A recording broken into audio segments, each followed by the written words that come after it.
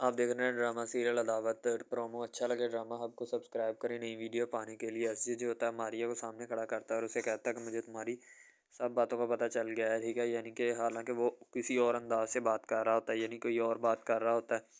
तो मारिया उसी वक्त खौफजदा हो जाती है कि अगर अजीज को मेरी पुरानी बॉयफ्रेंड यानी कि फ्रेंडशिप वाली हिस्ट्री के बारे में पता चल गया तो मामला बहुत ज़्यादा आउट हो जाएंगे, ख़राब हो जाएंगे, ठीक है। तो असजिद एक दो मरतबा उसे डराता भी है, लेकिन असजिद को हकीकत का नहीं पता होता। मारिया थोड़ी सी परेशान रहने लगती है क्योंकि उसकी सबसे बड़ी वजह और मेन यही होती है कि जो होता है ना, उसका जो फ्रेंड होता है साहब का, शादी से पहले फ्रेंड रहा होता है, वो उसके बारे में पता चल जाता है असजिद को। तो अब असजिद जो होता है ना उसे किसी न किसी तरीके से हैंडल करेगा, ठीक है। फ़िलहाल असजिद को नहीं पता होता, बस पता लगने ही वाला होता है कि मारिया अब अपनी जान छुड़वाना चाहेगी किसी न किसी तरीके से ताकि उसे पता ना चले, लेकिन उसे फिर भी पता चल जाएगा, आज नहीं तो कल, ठीक है। मारिया की सास जो होती है ना असजिद की अम्मी, उसे पता चल चुका होता है कि ये मामला आता है, ठीक है। इसके पहले किसी से भी चक्कर रहे होते हैं।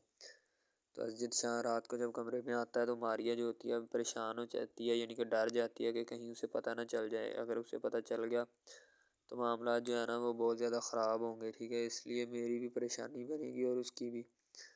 तो किसी न किसी तरीके से इस मामले को जो है ना हैंडल आउट करना पड़ेगा मुझे, वरना बहुत ज़्यादा मामला जो है वो ख़राब हो जाएंगे।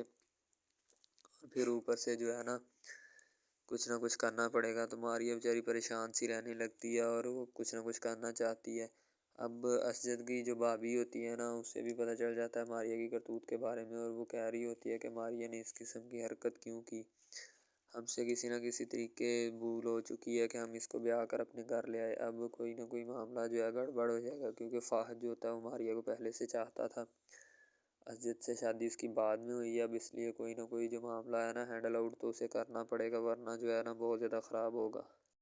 यहाँ तक कि मारिया उसके साथ किसी रेस्टोरेंट में खाना खाने के लिए भी जाती है, ठीक है। काफ़ी यानी उसके साथ अंडरस्टैंडिंग हुई होती है मारिया की, इन सब बातों का पता चल जाता है सब लोगों को।